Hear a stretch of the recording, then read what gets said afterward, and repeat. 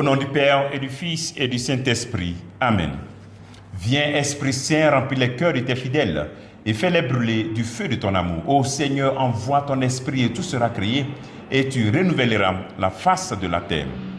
Bien-aimés dans le Christ, nous sommes aujourd'hui lundi 1er juin 2026 et l'Église nous donne de célébrer en ce jour la mémoire de Saint Justin. Et la parole de Dieu de ce jour est de Marc chapitre 12, versets 1 à 12.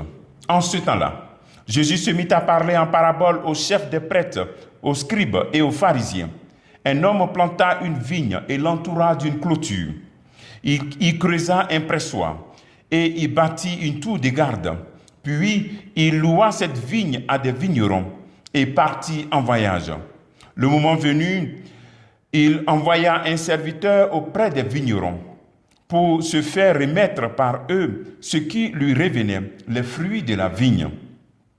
Mais les vignerons se saisirent du serviteur, le frappèrent et le renvoyèrent les mains vides. De nouveau, il leur envoya un autre serviteur. Et celui-là, ils l'assommèrent et l'humilièrent. Il en envoya encore un autre. Et celui-là, ils le tuèrent. Puis, beaucoup d'autres serviteurs. Ils frappèrent les uns et tuèrent les autres. Il lui restait encore quelqu'un, son fils bien-aimé. Il l'envoya vers eux en dernier, en se disant, ils respecteront mon fils. Mais ces vignerons-là se dirent entre eux, voici l'héritier, allons-y, tuons-le, et l'héritage va être à nous. Ils se saisirent de lui, le tuèrent et le jetèrent hors de la vigne. Que fera le maître de la vigne? Il viendra, fera périr les vignerons et donnera la vigne à d'autres. N'avez-vous pas lu ce passage de l'Écriture? La pierre qu'ont rejetée les bâtisseurs est devenue la pierre d'angle. C'est là l'œuvre du Seigneur, la merveille devant nos yeux. Les chefs du peuple cherchaient à arrêter Jésus, mais ils eurent peur de la foule. Ils avaient bien compris en effet qu'il avait dit la parabole à leur intention. Ils le laissaient donc s'en aller. Acclamons la parole de Dieu, louange à toi Seigneur Jésus. Cette parabole montre un peu le résumé de l'histoire du salut, comment Dieu envoie les patriarches, envoie les juges, les rois, les prophètes, mais le peuple de Dieu refuse. Et enfin, voici le Fils de Dieu qui vient, Jésus-Christ, et là on le tue. Un résumé de l'histoire du salut. À travers cette parabole, nous pouvons tirer des leçons pour notre vie spirituelle. On voit ici que dans cette parabole, d'abord, ces personnes à qui on a confié cette vigne, ils renvoient le serviteur du propriétaire de la vigne.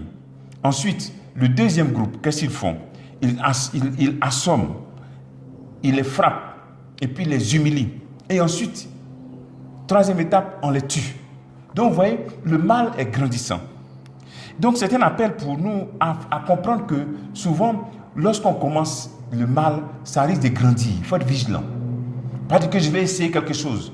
Le mal, en général, grandit facilement, avec la plus grande facilité. Donc, ne commence pas ce que tu n'as pas encore commencé, que tu sais que c'est mauvais. Le deuxième appel, c'est que ce mal croissant, c'est aussi la réalité de notre monde, où on voit que le mal grandit, le mal croissant. On ne se cache plus pour faire le mal. Donc, il faut être vigilant. Et des groupes maléfiques ne se cachent plus. Le mal ne se cache plus. Voilà. Et donc, il n'est plus voilé. Il n'est plus masqué. On le présente de telle sorte que tu as l'impression que c'est bien de faire ce que tu vois. Or, pourtant, ce n'est pas bien. Tu en vois que sur Facebook, on voit des photos des gens qui ont fini les réunions de Rose-Croix, les réunions de francs-maçons. On voit des comptes TikTok où on défend l'homosexualité. Donc, vous voyez, le mal devient quelque chose. Ça grandit, on sait, devant tout le monde, on présente ça. Pour que tu trouves que c'est normal, sois vigilant et discerné. Le troisième appel, c'est de comprendre où te situes. Parmi ces serviteurs qui assomment, qui chassent, qui tuent. Où tu te situes? Est-ce que tu fais partie de ceux qui humilient la parole de Dieu lorsqu'elle vient vers toi? Lorsque Dieu vient vers toi. Tu fais partie de ceux qui tuent la parole de Dieu. Oui, tu peux faire partie de ceux qui assomment la parole de Dieu. Lorsque tu déformes cette parole à ta guise, lorsque Dieu vient dans ta vie et tu déformes cela, tu manipules la parole de Dieu à ta guise pour justifier ton péché ou bien pour justifier ton attitude. Tu assommes la parole de Dieu. Tu humilies la parole de Dieu. Tu humilies Dieu lorsque tu mets d'autres au-dessus de la parole de Dieu. Ou bien tu penses que cette parole est au-dessus de tes forces, pendant que Dieu t'a créé et ne pas te donner quelque chose qui est au-dessus de tes forces. Et surtout, qui te donne encore l'Esprit Saint, il te donne l'aide des saints, l'aide de la Vierge Marie. Tu tues la parole de Dieu. Lorsque tu sens, tu sais qu'elle parle de toi, tu sais qu'elle te rejoint, mais tu refuses de prendre le bon chemin et tu te maintiens dans le mauvais chemin. Tu tues la parole de Dieu, tu la tues. Et tu vas tomber dans l'attitude des chefs, des prêtres, des chefs du peuple de Dieu. Ils étaient endurcis, ils savent que cette parole c'est pour eux, mais ils ne vont pas changer. Tu rentres dans un endurcissement du cœur. Prions le Seigneur de nous délivrer, de nous épargner de l'endurcissement du cœur. Que nous ne soyons pas ceux qui assomment, ceux qui tuent, ceux qui humilient la parole de Dieu, mais plutôt ceux qui élèvent cette parole et qui l'accueillent pour que cette parole produise du fruit en 100, en 200 000, en des myriades. Le travail que tu veux faire en ce jour, c'est de poser cette question. À quel niveau tu te situes par rapport à la parole de Dieu? Fais pas de ceux qui assomment, ceux qui humilient, ceux qui rejettent, ceux qui tuent. Que feras-tu pour sortir de cette situation? Que Dieu te bénisse au nom du Père et du Fils et du Saint-Esprit. Amen.